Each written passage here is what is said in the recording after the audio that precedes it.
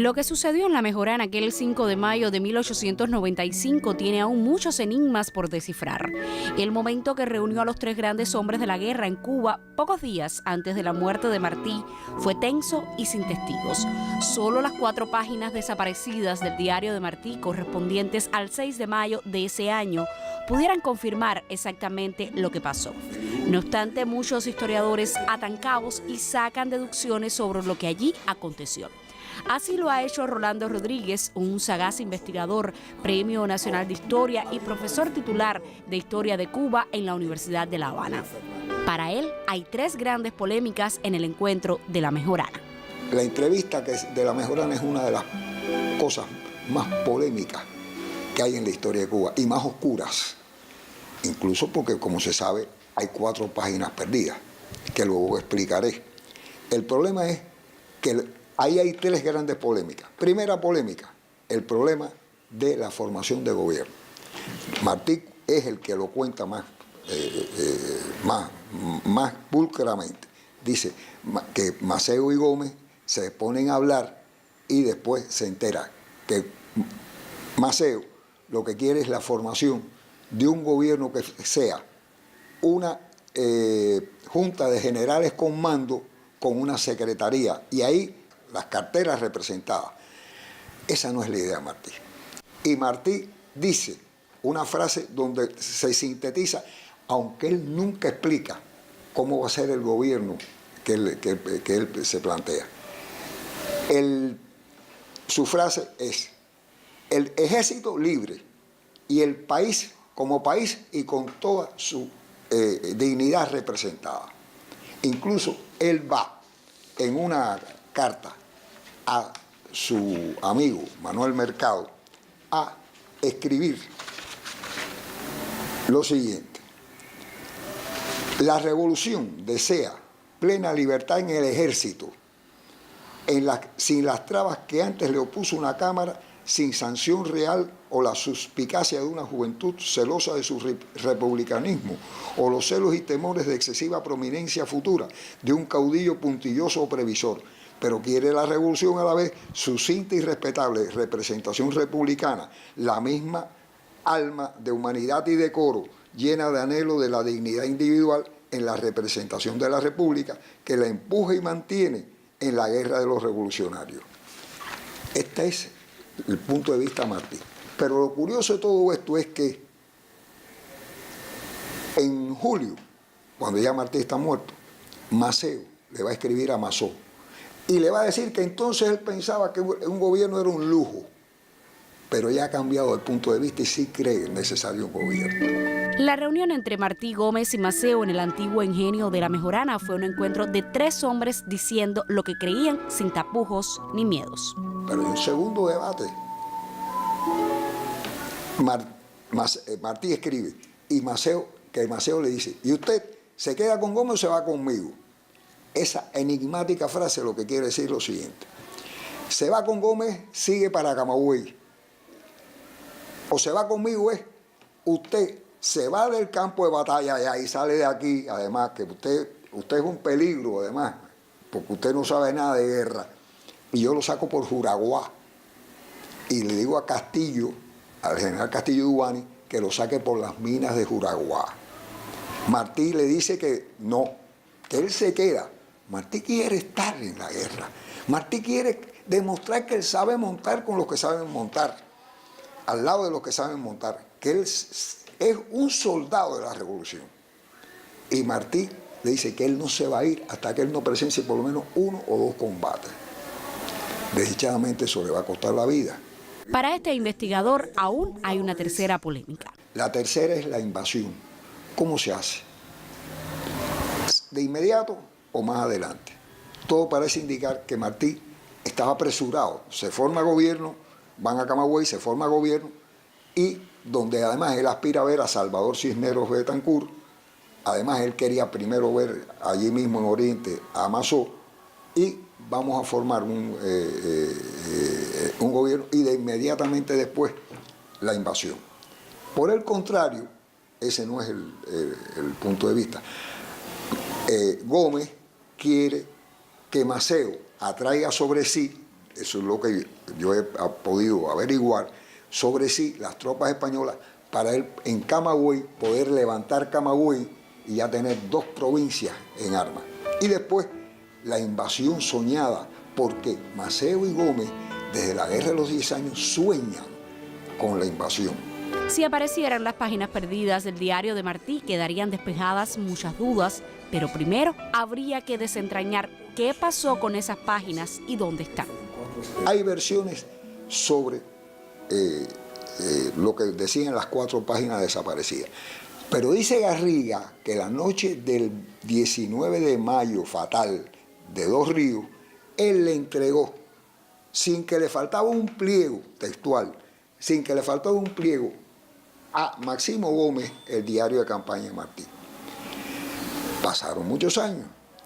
La familia de Gómez quiere entregar la papelería de Gómez y la entregan bajo el gobierno de Laredo Bru y se hace una edición, yo tengo la edición, hay muchos ejemplares en Cuba, del diario de campaña de Máximo Gómez. Pero junto con el diario de campaña está el diario de José Martí y ya faltaban las 4 páginas. ¿Quién las arrancó? Saca usted sus propias conclusiones, como diría Taladrín. Pese a todo, no hay dudas de que la reunión en La Mejorana fue un encuentro memorable para la historia de Cuba, donde los 3 grandes hombres de la guerra se vieron frente a frente y pensaron el destino de este país. Un encuentro que, más allá de las diferencias de criterios, tuvo un único objetivo: lograr la independencia absoluta de Cuba. Indira Román, Sistema Informativo de la Televisión Cubana. Las gracias a Indira Román por esta entrevista, a Rolando Rodríguez, la que estábamos, por supuesto, como todos ustedes, viéndola desde aquí, desde el estudio, nuestros invitados. La independencia por encima de las diferencias, por encima de las contradicciones, Limia. Rolando plantea, por supuesto, sus opiniones sobre La Mejorana, sobre las 4 páginas perdidas del diario también, que no son del 5 de mayo, ya lo decíamos también, pertenecen al 6 de mayo de 1895. ¿Cómo sigue estando o cómo llegan? Uno de los temas que se debate allí es el tema de formar el gobierno. ¿Qué creía Maceo, qué creía Martí sobre formar ese gobierno? Vamos a partir de un presupuesto. Las 3 personas que están discutiendo en La Mejorana son 3 grandes revolucionarios. Los 3 más grandes revolucionarios que tiene Cuba en ese instante. Que tenían, al igual que los jacobinos, en la Revolución Francesa, el criterio de que los cubanos tenían que igualdad bajo la ley, pero también se necesitaba para los cubanos igualdad bajo el techo en que vivían. Ese es el presupuesto del que vamos a partir. Y vamos a partir del presupuesto que también, cuando Gómez y Maceo se incorporan ya a la guerra a los 10 años, a la de los 10 años, le están incorporando 2 grandes hombres de las bases populares de este país. Y vamos a hablar también de que Martí, que viene de una familia pobre, que es de los pocos que ha estudiado en una época en que al poder colonial no le interesaba que los cubanos ejercieran el ejercicio de la razón, de su razón. Es de los pocos que ha estudiado, un hombre preparado, un hombre docto, que ya es conocido en América Latina y en Estados Unidos. Y uno de los grandes intelectuales que es uno de los más grandes intelectuales de Hispanoamérica, que a su vez se ha entrevistado con varios presidentes, que el Departamento del Estado ya lo tiene conceptuado desde la Conferencia Iberoamericana, Interamericana, la Conferencia Interamericana, como un genio rebelde. Es el hombre que en Nueva York le dio clase a los pobres, le dio clase a los negros en las noches, los ayudó a alfabetizarse, a prepararse para entender aquella sociedad. Es el hombre que organizó la guerra con la gente pobre, con la gente humilde. Y es el hombre que llega al campo de batalla, llega a la Manigua y aquellas masas campesinas en harapos, lo llenan de felicidad. Es decir, es el doctor, es verdad que era un doctor con gran prestigio ya internacional, en América Latina, en Estados Unidos, con prestigio, pero que llega y abraza a los campesinos aquellos llenos de, es decir, vestidos como pudieran, sudados, llenos de tierra, los abraza como hermanos. Si estamos hablando que están los tres hombres que están representando a las bases populares de este país, a este pueblo humilde que se echó la guerra encima, la del 68 y la del 95, y que se tienen que poner de acuerdo desde visiones diferentes. Martí tiene claridad de cosas. Martí tiene claridad de que Cuba no puede hacer su revolución sin pensar en el peligro que constituye Estados Unidos. Hay una visión Porque además amplia. los autonomistas, una de las cosas que decían del camino de la evolución es porque Cuba no estaba en capacidad de gobernarse.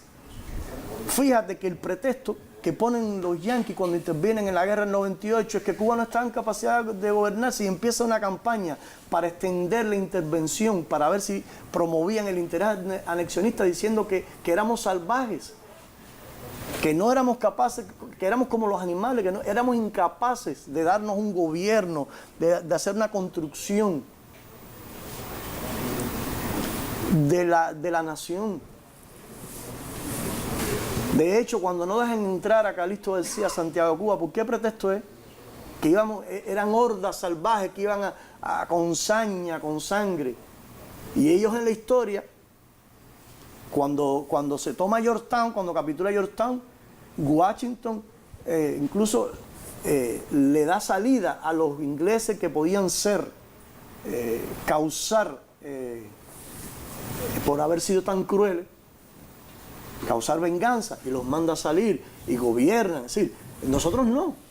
Y Martí tiene claro eso, y Martí sabe que hay que gobernar este país. No estamos hablando de una pequeña islita así, que tenía entonces 1,5 millones de habitantes. Tienen que ser capaces de mostrar en la guerra que somos capaces, que sabemos gobernarlo. Esa es una gran preocupación de Martí, que sabemos gobernarlo. Y además Martí quiere construir desde la guerra la república. Porque ¿cuáles son los problemas? Es decir, normalmente cuando hablamos de nuestra América, ¿qué hablamos? De la integración latinoamericana. Sí, pero Martí está hablando de la integración latinoamericana para unirnos y no permitir que pase el gigante de las 7 leguas. Pongámonos en fila los árboles para que no pase el gigante de las 7 leguas. Pero está haciendo un análisis. No es la civilización contra la barbarie, como dice Domingo Faustino Sarmiento. No es la civilización contra la barbarie. Lo que ha pasado en América Latina es que las dictaduras traicionaron a sus pueblos, traicionaron a los ignorantes que ayudaron a redimir el continente, alimentaron el desdén inicuo e impolítico contra los aborígenes.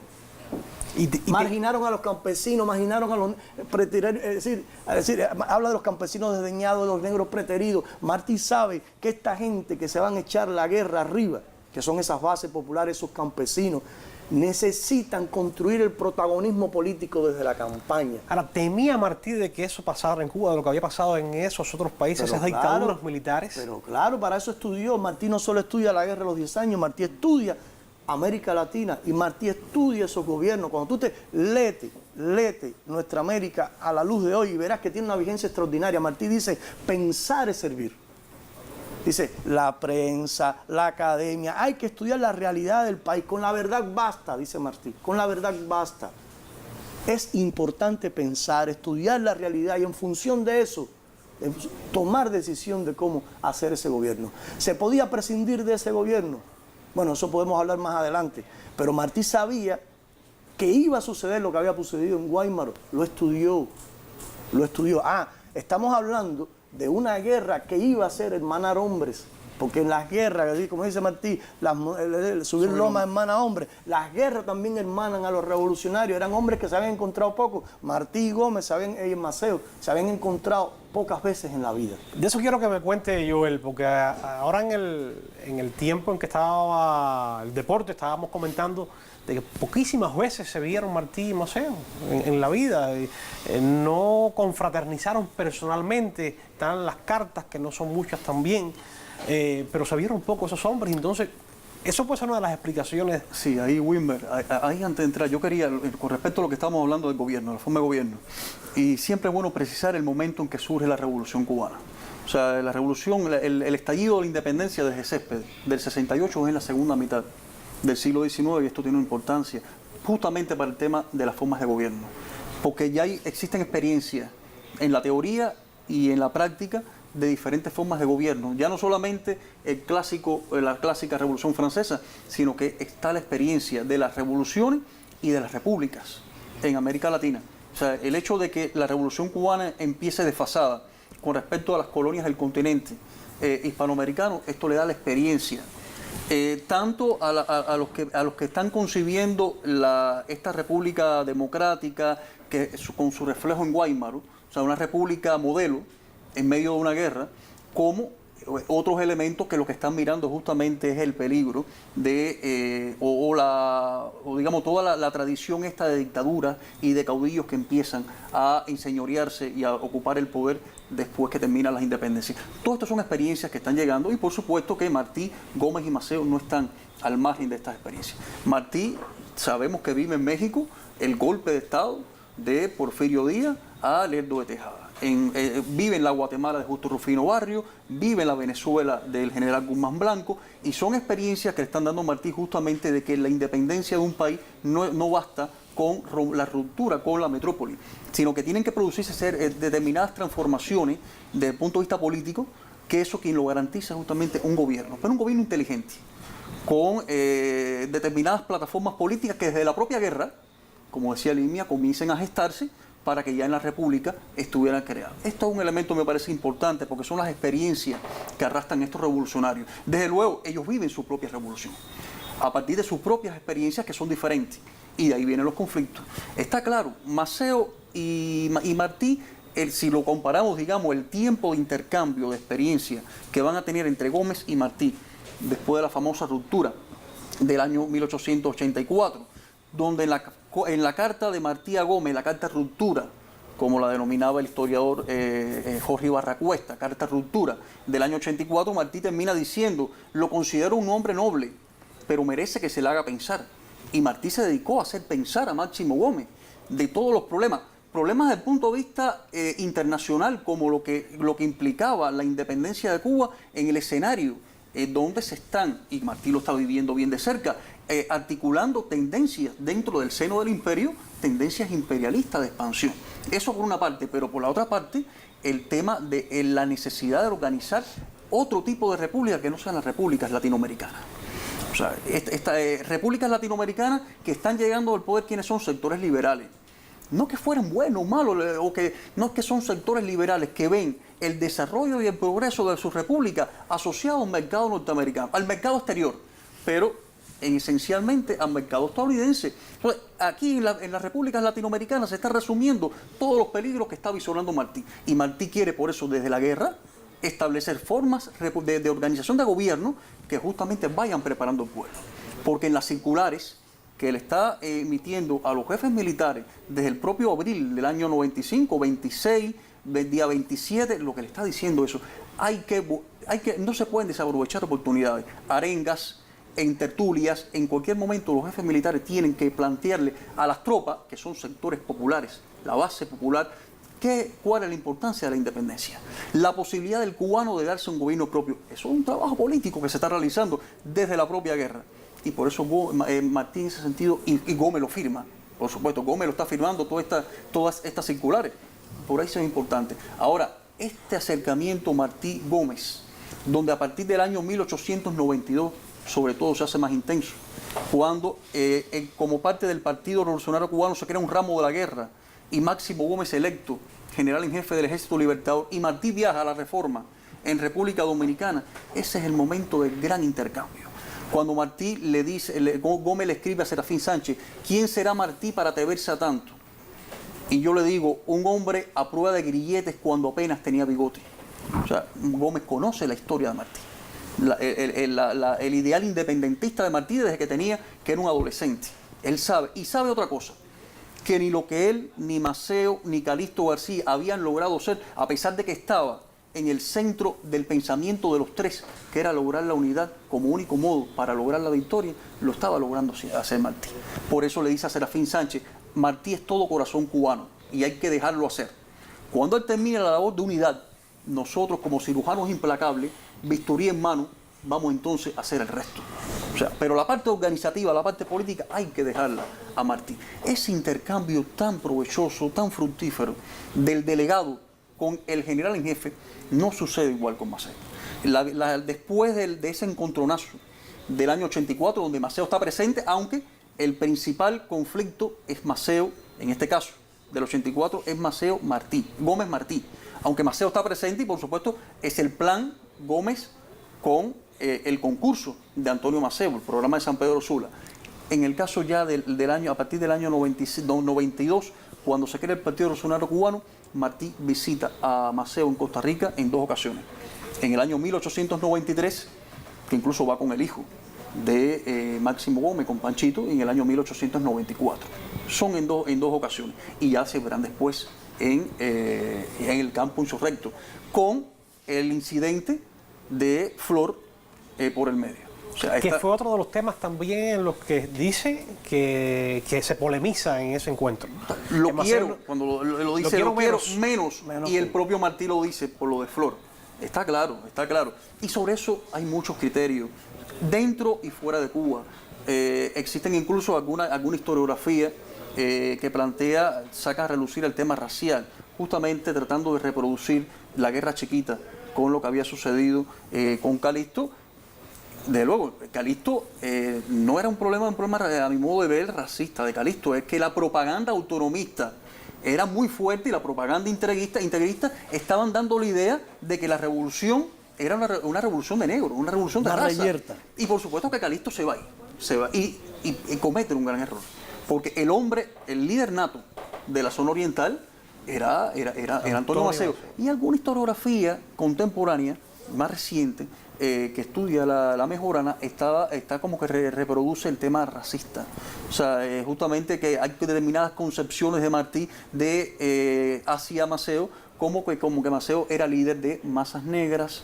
En fin, este tipo de asuntos, hasta este tipo de elementos se está tratando de llevar para el tema del incidente de Flor, cuando realmente hasta el propio Máximo Gómez, el 27 de febrero, cuando le escribe Maceo, le dice: la posición de Martí es justa y es racional. O sea, hay un espaldarazo, está claro, evidente, de Gómez a la posición de Martí. Flor es el que va a organizar la expedición. La expedición, no la revolución cuando llegara a Oriente, son cosas diferentes. Pero la expedición, porque puede hacerlo con menos dinero incluso que lo que podía aportar Martí después de la Fernandina. Por eso cuando Gómez le dice, ya está, después de la Fernandina, hay humo y pólvora en Cuba y están cayendo compañeros de lucha. Los líderes tenemos que salir como quiera que sea. No podemos estar pensando. Y Martí le dice a Maceo, hay que salir aunque sea en una uña. O sea, no queda otro remedio, no queda otra solución. Pero ese hombre, por supuesto, que ya tiene concepciones de organizar un gobierno diferente, como decía Rolando en la entrevista, al principio lo considera como algo que era precipitado, un lujo precipitado. Después en la propia carta a Bartolomé Mazó le dice que era necesario en ese momento, pero un gobierno muy sencillo, y nos recuerda a Baraguá.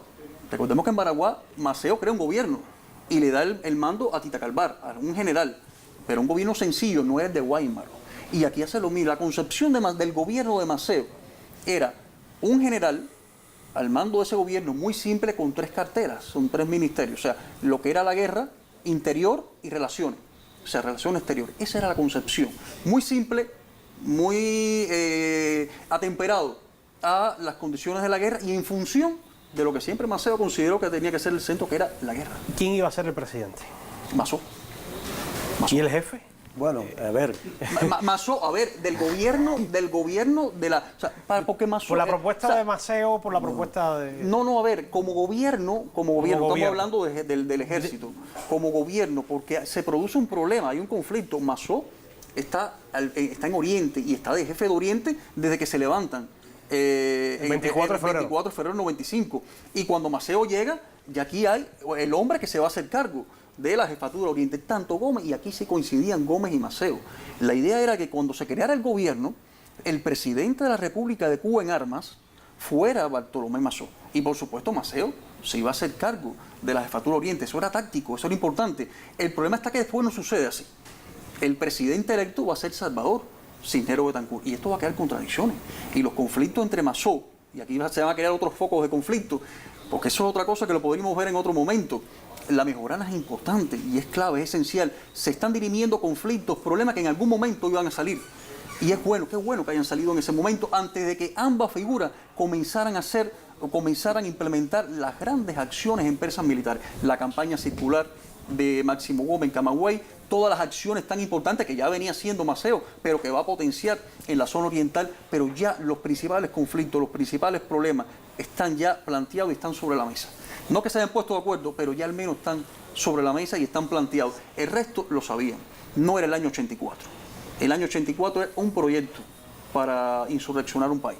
Y Martí, es decir, el criterio Martí no logra convencer a Martí, para mí está claro, lo decía, el ejército libre y el país como país y con todas sus dignidades representadas. Era un gobierno que no era el gobierno, por supuesto, de Guaymaro. No era un gobierno inoperante, al contrario. Era un gobierno que tenía una función política. Ante todo, era una función política de unidad. Porque para Martí, la palabra clave que aparece en todos los documentos de Martí, en casi todos los documentos, desde que está en función como organizador de la revolución, no de la guerra, de la revolución, que es más que la guerra, es la unidad. Y el gobierno tiene que asegurar la unidad. Eso era un elemento clave. Por lo tanto, ejército libre. Al ejército había que dejarlo hacer. En condiciones de guerra irregular, guerra de guerrilla, como la que se libraba en Cuba, el ejército tenía que estar libre. El factor sorpresa, toda la movilidad de la caballería, tenía que ser así. Pero eso era una parte. Pero tenía que haber un gobierno con todas las condiciones, con toda la inteligencia de hombres inteligentes, de buena voluntad revolucionarios, que fueran capaces de preparar a ese pueblo. ¿Cuál era la base popular del ejército? Gente campesina. Y había que prepararlo. Y por eso que en todas las circulares lo dicen, no pierdan tiempo en arenga, en cualquier oportunidad, digan la importancia de la independencia, que no sean hombres que van al campo sencillamente con un machete en mano a matar españoles, porque es ahí la importancia también, y es importante que se lea el documento de Línea, cuando hablaba, que decía Línea, en la entrevista, que es un manifiesto que le envía al director del New York Herald, el 2 de mayo. Es un manifiesto donde los principales puntos del manifiesto Montecristi están ahí mismo, y incluso está hasta desarrollado, donde le habla de Estados Unidos, donde le habla de la capacidad del cubano para darse un gobierno propio, y el New York Herald, por supuesto, que va a estar publicado, se van a publicar todos estos criterios en Estados Unidos, y es un manifiesto extenso. Y Martí, sacando fuerza, sacando tiempo donde no había, escribe ese manifiesto sobre la capacidad del cubano y la importancia de la unidad en ese momento. ¿Se logran sincerar los hombres allí? Déjame decirte algo. Tú preguntabas del gobierno. ¿Había claridad quién iba a ser presidente? Yo no lo creo. No lo creo. Mira, el candidato de Maceo no era Masó, era Sanguilí, Manuel Sanguilí. De hecho, Masó andaba molestísimo con Maceo porque Maceo no lo quiere reconocer. Y Masó, fíjate que cuando Martí el 18 de mayo, el 19 de mayo, se va a caminar a Río, le deja una nota. Él se ha reunido el 18. Él interrumpe la carta a Manuel Mercado por la llegada de Bartolomé Masó, el 18 de mayo. Le manda una carta a Gómez diciéndole, Masó está encendido. Maceo no lo quiso recibir. No le quería reconocer el mando absoluto de Bayamo, Manzanillo, Holguín. La mayoría de la gente que se iban encontrando en el camino empezaron a decirle a Martí presidente. Y Salvador Cisneros Betancur quería ser presidente. Fíjate, no se insurreccionó a Camagüey. Hubo 2 o 3 gente que se levantaron, cuenta Enrique Loynaz del Castillo, pero sin ninguna importancia. Por un conflicto también, cuando se da la orden del levantamiento, ya Juan Gualberto le ha dicho a Martí que dice Cisneros Betancur en Marqués que no se va a levantar Camagüey porque el autonomismo tiene mucha fuerza y no han podido encontrar. Está en ese instante Enrique Loynaz del Castillo con Maceo en Costa Rica. ¿Qué se le ocurre a Martí? Mando a buscar a Enriquito y lo mando para Camagüey. Y le manda una carta, 2 cartas, 3 cartas. ¿Qué hace Maceo? Engavetó las cartas. Engavetó las cartas. Eso lo cuenta Enrique Loynaz del Castillo en sus memorias. Para que no supiese... Para que no viniese por aquí. Para que no se fuera de Costa Rica. Y entonces, después Martí le dice, fue imposible, entonces se necesitaba mucho. Era la manera que estaba buscando Martí, que de Camagüey también se levantara, cuando ya todo parecía perdido. Cuando ya todo parecía perdido. Entonces, Martí lo que está viendo es que hay muchas contradicciones. Maceo quiere un gobierno, como decía Joel, un gobierno que les permitiera hacer la guerra, que no le pasara lo mismo que habían hecho en el 68. Las circunstancias de Cuba lo permitían. Bueno, eso podemos hablar ahorita. Yo lo que te puedo decir, Maceo no era un militarote. Maceo era un hombre que tenía principios políticos y sociales de ciudadano. Se decía, yo soy un ciudadano. Maceo incluso decía, nosotros combatimos por los principios de libertad, igualdad, fraternidad. Maceo no aspiraba a ser el presidente. Maceo no aspiraba a ser ni siquiera el presidente de Cuba después de la guerra. Maceo había dicho que después que terminaran la guerra, él iba a pedir permiso al gobierno revolucionario para ir a combatir por la independencia de Puerto Rico. Maceo era un che. Por eso el che también lo admira tanto. Maceo era un che. Maceo no estaba pensando en ambiciones personales. Maceo no estaba hablando, es decir, la discusión no se produce por un interés de Martí ni por un interés. Martí no está tratando de mostrar nada. Martí no está tratando de mostrar que él sí sabe combatir. Martí está tratando de garantizar la unidad de la revolución porque sabe que hay conflictos, porque sabe que mucho trabajo le ha costado tejer esa unidad. Que no fue solo entre los cubanos, que no fue solo entre los veteranos y los nuevos pinos. No, fue incluso tejer la unidad entre Maceo y Gómez, que terminaron distanciados en el 86. Tejer la unidad entre Maceo y Serafín Sánchez. Entre Maceo y Flocombré. Tejer esa unidad. Muy complejo todo. Entonces, Martí sabe, es decir, ubícate que lo que ha impedido ser revolución, un pueblo que está decidido a ser libre, es la falta de unidad. Este era un pueblo subyugado, explotado, pero con una clara convicción de ser libre, pero le faltaba la unidad. Martí está consciente de eso. Tú dices, bueno, Maceo quería que Martí se fuera. No, todo el mundo quería que Martí se fuera. Seríamos injustos. Incluso no querían que viniera. No querían ni que viniera. Seríamos injustos si nosotros decimos, no, Maceo quería que se fuera. No, todo el mundo quería que la verdad es que Gómez y Maceo, los dos, consideraban que podían prescindir de Martí en la guerra. Esa es la verdad. Ellos consideraban que él podía ser útil en Nueva York, allá consiguiendo dinero, expediciones, pero consideraron que aquí, en el campo de batalla, en la manigua, podían prescindir de él. Y le podía traer problemas también. Y entonces, en esa discusión, a Martí le duele mucho que Gómez se queda callado. Gómez está contrariado también, hay que entender a Gómez. Gómez se da cuenta que no puede ganar esa guerra sin Maceo. Para Gómez estaba claro eso. Que él no podía ganar esa guerra sin Maceo. Y también está contrariado porque lo pone en su diario, que Maceo le ha dicho que está en campaña y dice, Maceo no estaba en campaña. Tuvo un combate, sí, pero Gómez se da cuenta que podían haberse visto sin tanta dificultad. Y está como aturdido. Y Martí se da cuenta de eso. ¿Qué dice Enrique Loynaz del Castillo? Que fue amigo de Martí. En sus memorias. Que fue amigo de Martí. Que fue amigo de Maceo. Que le salvó la vida a Maceo en Costa Rica. Le salvó la vida a Maceo. Lo arriesgó todo. Enrique, lo arriesgó todo. De hecho, arriesgó caer preso porque le mete un tiro en la frente al tipo que venía a rematar a Maceo, que estaba en el piso. Sí, Maceo le salva la vida a Enrique Loina Castillo, que fue amigo después de Gómez. ¿Qué dicen sus memorias sobre las famosas 4 páginas arrancadas que todo indica que fue Gómez?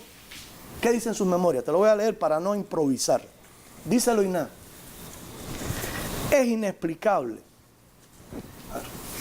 Evidentemente esas 4 páginas son la impresión de Martí. La impresión de Martí y de Gómez sobre la discusión sobre la naturaleza del gobierno. La impresión sobre Martí sobre la molestia de Maceo. La impresión de Martí sobre la actitud de Gómez, de dejarlo solo en la discusión, cuando ya él que sentía que ya él creía que Gómez estaba convencido.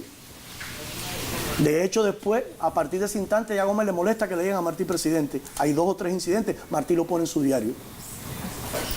Dice Loina: es inexplicable la desaparición especial de esas anotaciones, no habiéndose perdido el diario.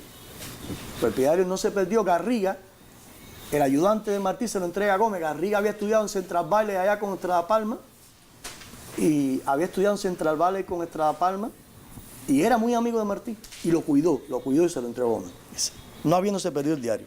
Guardado por el general Gómez exclusivamente, dice Loina, ni para nadie que no fuese el propio general en jefe podrían ellos tener interés alguno, ni para la memoria del general Maceo, cuya actitud quedó definida en las restantes notas de Martí y de Gómez correspondientes al día 5. ¿Qué quiere decir, Loina?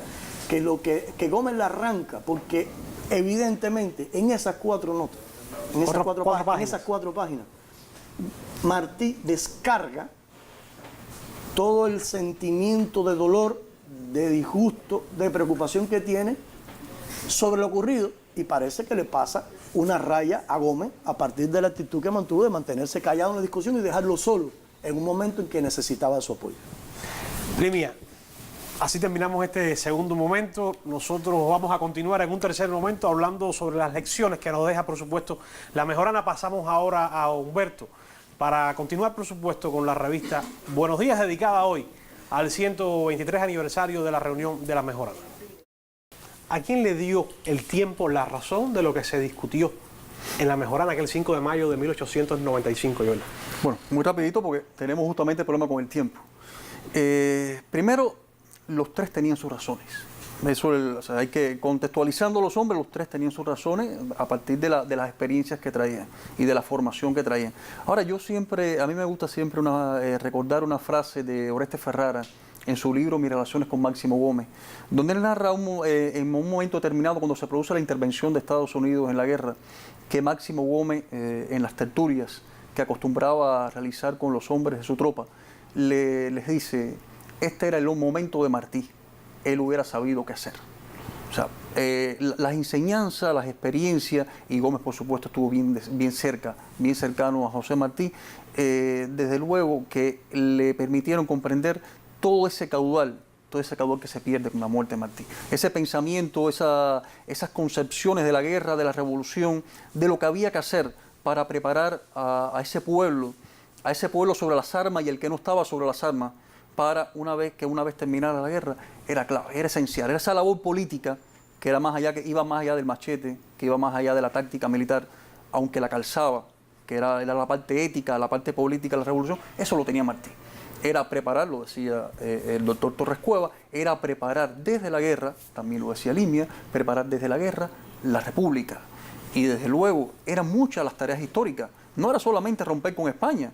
Estaba el escenario que está en el manifiesto, presente en el manifiesto Montecristi, y que estará en otros documentos. ¿En qué contexto se gesta la revolución? ¿Cuáles son los problemas internos de unidad tan difíciles que hay que lograr?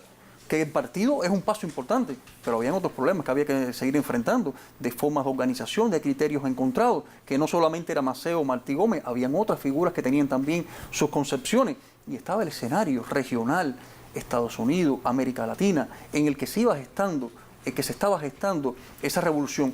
Y Martí, en su concepción de ir organizando, de ir preparando a esos hombres, justamente para lo que se venía. que eran tendencias, que eran procesos, que iban más allá de la voluntad de un hombre, que era más allá de Martí, de Maceo, de Gómez. En la expansión imperial, no de Estados Unidos, imperial, lo que iba a pasar en África, con otras potencias, lo que iba a pasar, por supuesto, en América con Estados Unidos, eso era inevitable, eso era un proceso lógico de desarrollo del capitalismo. Y entonces había que preparar. Y por eso la concepción martiana de preparar desde la guerra y de crear gobierno desde la guerra, gobierno con todas las particularidades y características, un gobierno que dejara libre al ejército. Es ahí el gran mérito de Martí. La muerte de Martí, por supuesto, lo trunca. Y Gómez lo reconoce en el año 98 cuando la intervención norteamericana. Este era el momento de Martí. Él hubiera sabido qué hacer. Limia, ¿qué lecciones deja y dejó para la historia de Cuba el tema de la mejorana, el debate y la discusión de la mejorana, y qué lecciones nos deja para el presente y para el futuro de Cuba? Que los cuadros revolucionarios son esenciales. ¿A quién le dio la vida y la razón? A ver, la pregunto. Bueno, el gobierno de Martí, ese que él quería, ese que él diseñó, ese que él concibió, sin Martí no iba a funcionar. El gobierno que quería Maceo, ese ligero, poder de la guerra, sin Martí tampoco iba a funcionar. No funcionó. No funcionó. De hecho, Maceo dice que el que piensa exactamente igual como él es Rafael Portuondo, y fue el que más daño le hizo a la revolución después del gobierno, haciéndole la vida un imposible a Gómez, a tal punto que lo llevó a humillar tanto, que Gómez dice: voy a entregar el cargo, y manda a buscar a Maceo de Pinar del Río, y Maceo muere en San Pedro de Punta Brava. Lo que muestra la revolución, lo que muestra la historia, lo que sucedió después, lo que aconteció después, es que la revolución necesitaba a esos tres hombres. Gómez piensa que no puede prescindir de Maceo en la campaña, que sí puede prescindir de Martí. No, Gómez no podía prescindir ni de Maceo ni de Martí. Era muy necesario para la revolución Maceo y Martí. De hecho, cuando muere Martí, cuando muere Maceo, se está ganando la guerra, pero ya no hay manera de que se salve la revolución. Esa revolución que ellos soñaron, de los preteridos, de los ignorantes, esa ya no es posible. Entonces, yo no tengo la menor duda, porque fue lo que pasó con Céspedes y lo que pasó con Céspedes y con Agramonte, de que la guerra los hubiera hermanado. Yo no tengo la menor duda de que con Martí vivo, en ese gobierno revolucionario, no hubiera Domingo Méndez Capote podido ningunear desde el punto de vista del derecho, porque Martí era un gran teórico del derecho también. Y que la guerra con Gómez, con Maceo y con Martí hubiera cumplido los ideales de ellos tres. Y esa es la razón por la cual hoy Raúl y Fidel hacen tanto énfasis en preparar a los cuadros de la revolución y en preparar en la formación de nuestra gente, que vivan experiencias, que trabajen, que se sacrificen, que vivan para este pueblo. Que se hermanen y que se unan, por supuesto, y continuar unidos. Con la patria por delante. Esa es la lección, esa es la principal lección. Que nos deja la mejorana, que nos deja la historia. La unidad y la patria por delante, independientemente de las deficiencias o de las diferencias personales. La patria por delante, la unidad. Ese, por supuesto, tiene que seguir siendo el derrotero de nuestro país. El agradecimiento a Cordoví, el agradecimiento a Limia por habernos acompañado, Humberto, esta mañana aquí hablando de la mejorana, un tema polémico, un tema sensible en nuestra historia, pero que realmente vale la pena verlo desde la mirada propia de nuestros historiadores, Humberto. Así es. Bueno, yo quiero agradecer a nombre de todo el pueblo de Cuba esta oportunidad. Creo que se impone tal vez Wilmer, Limia, Cordoví. Aquí tengo en mis manos el discurso del comandante en jefe el 10 de octubre de 1968 en la de Majagua. Bueno, antológico el discurso porque analizó las contradicciones de los hombres en los procesos revolucionarios. Y quisiera terminar la presencia de ustedes invitándolos, por supuesto, para otro momento que va a ser, por cierto, muy pronto. Muy pronto, en unos días. Decía Fidel: nosotros entonces hubiéramos sido como ellos. Ellos hoy hubieran sido como nosotros. Muchísimas gracias. Nos despedimos, excelente fin de semana. El lunes, 6 de la mañana, 30 minutos. Aquí regresará todo el equipo de nuestra revista. Muy buenos días para todas y todos.